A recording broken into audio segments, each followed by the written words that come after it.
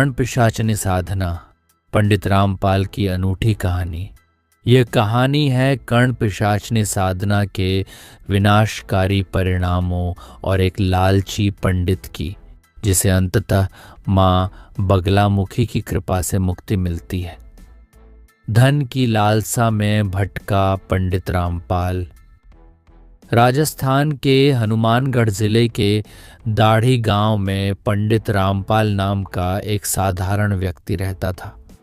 वह पूजा पाठ, शुभ मुहूर्त और कर्मकांड जैसे काम करके अपना जीवन चलाता था। हालांकि वह अपने सामान्य जीवन से संतुष्ट नहीं था। उसके मन में अत्यधिक धन संपत्ति पाने की गहरी लालसा थी, जिसके लिए वह किसी भी हद तक जाने को तैयार था। वह साधनाओं में भी रुचि रखता था, इस उम्मीद में कि वह इनके माध्यम से सब कुछ प्राप्त कर सकता है। हालांकि सही साधना का ज्ञान न होने और असफल होने के डर से वह कोई कदम नहीं उठा पाता था। समय के साथ उसकी आर्थिक स्थिति बिगड़ने लगी, क्योंकि यजमान बड़े पंडितों के पास जाने लगे थे। गुरु की शरण में दयनीय स्थिति से तंग आकर रामपाल ने एक खतरनाक रास्ता चुना, कर्ण पिशाच साधना। इस साधना को सिद्ध करके वह अपार धन संपत्ति पाना चाहता था। साधना का तरीका जानने के लिए वह काशी में श्री श्रीदंत जी महाराज के मठ में पहुंचा। गुरुदेव ने रामपाल के लालच और मूर्खता पर क्रोधित होते हुए उसे कड़ी फटकार लगाई। गुरु दंत जी का चेतावनी: मूर्ख आदमी, तुम पंडित होकर यह तामसिक साधना क्यों करना चाहते हो? इसके परिणाम अत्यंत दुखदायी और कष्ट भरे होते हैं। यह साधना अघोरियों के लिए बनी है। यदि तुम बीच में छोड़ोगे, गलती करोगे या सिद्ध भी कर लोगे तो भी तुम्हारी मृत्यु निश्चित है। यह पिशाचिनी तुम्हारा जीवन नष्ट कर देगी। तुम्हें धन तो मिलेगा, पर तुम किसी से विवाह या संबंध नहीं रख पाओगे। मेरी मानो, इस साधना को छोड़ो। गुरु की बातों से रामपाल को गुस्सा आया, पर उसने गुरु का मठ नहीं छोड़ा।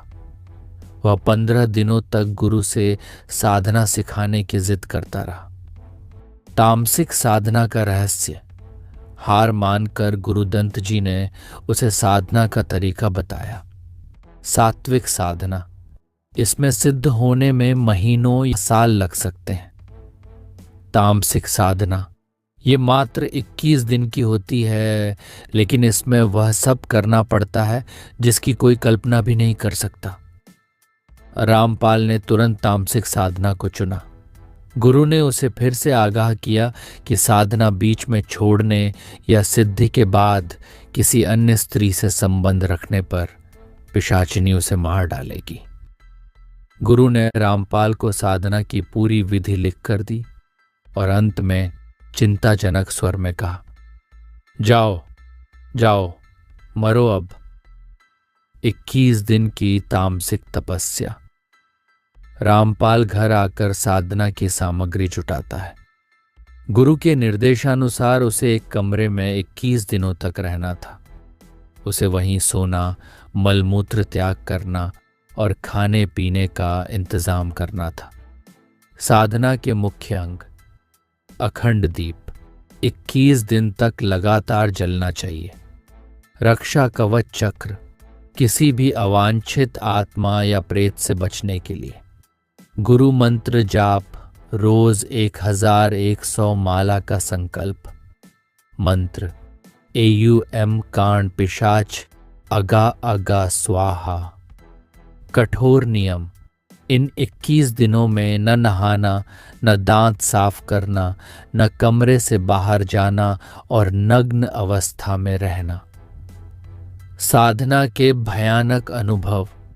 पहले 3 दिन आराम से निकल गए, लेकिन 3 दिन बाद रामपाल का लाया हुआ सारा भोजन खत्म हो गया। भूख प्यास मिटाने के लिए उसे मलमूत्र का सेवन करना पड़ा, जैसा कि तामसिक साधनाओं में आवश्यक होता है। घृणा होते हुए भी मृत्यु के डर से वह ऐसा करने को विवश था। 7वें दिन से उसे अपने आसपास किसी कन्या के होने का आभास होने लगा। भयानक और बुरे सपने आने लगे। कभी कोई उसे मार रहा है तो कभी सुंदर कन्या विवाह के बाद डायन बनकर उसका खून पी रही है। उसके शरीर से मरे हुए मुर्दे जैसी दुर्गंध आने लगी। 11वें दिन अजीब अजीब खुशबू और सड़ी मछली जैसी दुर्गंध का अनुभव तीव्र हो गया। साधना के दौरान कोई उसके पेट पर नाखून गड़ाता तो कोई कंधे पर काट जाता। उसे बच्चे, बूढ़ी औरतें और आदिवासी महिलाएं दिखाई देने लगीं। 15वें दिन एक सुंदर लड़की उसके सामने आकर बैठ गई और मंत्र जाप करना भूल गया। लड़की मुस्कुराते हुए पास आई और स्थान पर किए हुए मल को अपने और उसके शरीर पर मलना शुरू कर दिया और फिर वह भयानक रूप में परिवर्तित हो गई। डर से रामपाल के प्राण कंठ में आ गए, पर वह दृढ़ता से मंत्र जाप करता रहा। वह पिशाचिनी रामपाल की गोद में बैठ गई और उसे जल्दी साधना पूरी करने के लिए उकसाने लगी। सिद्धि और वचन 21वां अंतिम दिन, रात को 4 बजे। मंत्रों का जाप पूरा होने पर एक लाल जोड़े में सुंदर कन्या उसके सुरक्षा चक्र के अंदर आकर बैठ गई। रामपाल समझ गया कि यही कर्ण पिशाचिनी है। कन्या ने उसे प्यार से निहारा और जप पूरा होते ही उसकी गोद में बैठ गई। उसने उसे वरदान मांगने को कहा। रामपाल का वरदान, हे पिशाचिनी, तुम मेरे जीवन पर्यंत अर्धांगिनी बनी रहो और मुझे सुख समृद्धि दो। पिशाचिनी ने यह वचन ले लिया और बदले में रामपाल से भी वचन लिया। पिशाचिनी का वचन, तुम आज के बाद किसी स्त्री के आसपास नहीं भटकोगे, न संबंध रखोगे, न पत्नी बनाओगे, और जब मेरी इच्छा होगी तुम्हें मेरे साथ संभोग करना होगा और मुझे संतुष्ट करना होगा। वचन पूरा होते ही पिशाचिनी ने उसके साथ संभोग किया और चली गई। रामपाल खुश था कि उसकी साधना पूरी हो गई, लेकिन उसने गुरु के बताए 3 अन्य रूपों, माँ, बहन या स्त्री के रूप में सिद्ध करने के उपाय पर ध्यान नहीं दिया, जो उसकी सबसे बड़ी भूल साबित हुई। पतन की शुरुआत, आरंभिक सफलता। कुछ ही वर्षों में कर्ण पिशाचिनी की शक्ति से रामपाल की आर्थिक स्थिति सुधर गई। वह लोगों का भूतकाल बताकर उन्हें अचंभित कर देता था, जिससे लोग दूर दूर से आने लगे। वह अपार धन संपत्ति का मालिक बन गया और परिवार को सुख सुविधाएं दी। विनाशकारी परिणाम, धीरे धीरे अर्धांगिनी बनी पिशाचिनी ने रामपाल के शरीर को कमजोर करना शुरू कर दिया। 80 किलो का रामपाल अब 50 से 55 किलो का रह गया। संभोग के लिए वह पहले महीने में कुछ बार आती थी, लेकिन अब वह लगभग हर रोज आने लगी। रामपाल शारीरिक और मानसिक रूप से थक चुका था और वह इस सिद्धि को छोड़ना चाहता था, लेकिन सिद्धि को छोड़ने या विसर्जित करने पर पिशाचिनी उसे मार डालती। घर वाले शादी का दबाव बना रहे थे, पर वह शादी नहीं कर सकता था। गुरु का स्वप्न मार्गदर्शन। एक रात दुखी होकर सोए रामपाल को गुरुदंत जी सपने में दिखाई दिए। गुरु ने उसे अपने किए का फल भोगने के लिए कहा, पर रामपाल के पैर पकड़कर रोने और मुक्ति के लिए भीख मांगने पर गुरु ने समाधान बताया। गुरु का समाधान, इस सिद्धि को तुम किसी भी तरह छोड़ नहीं सकते। अब तुम्हें बेताल साधना करनी होगी। बेताल ही वह शक्ति है जो इस पिशाचिनी को कुछ हद तक काबू में कर सकता है।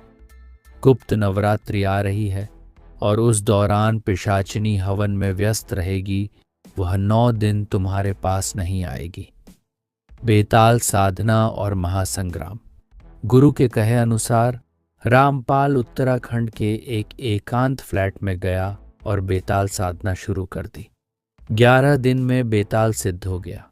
पर बेताल रामपाल को गाली गलौज करता है कि उसने पिशाचिनी की साधना क्यों की। अंतिम दिन कर्ण पिशाचिनी वहां पहुंच गई और रामपाल को जान से मारने की धमकी देने लगी। तभी बेताल ने पिशाचिनी को रोका और दोनों में घमासान युद्ध शुरू हो गया। बेताल अपनी आज्ञाकारिता के कारण अपने साधक की रक्षा कर रहा था। मां बगलामुखी का चमत्कार।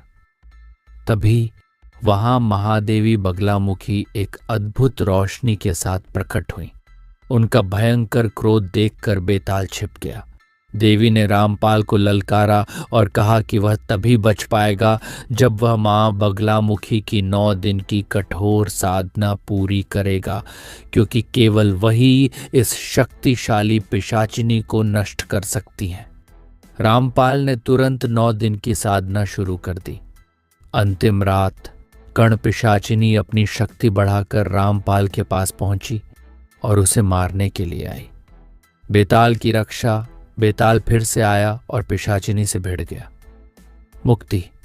तभी मां बगलामुखी ने भयंकर गर्जना करते हुए कर्ण पिशाचिनी को अपने पैरों के नीचे कुचल दिया और उसे मुक्ति प्रदान की।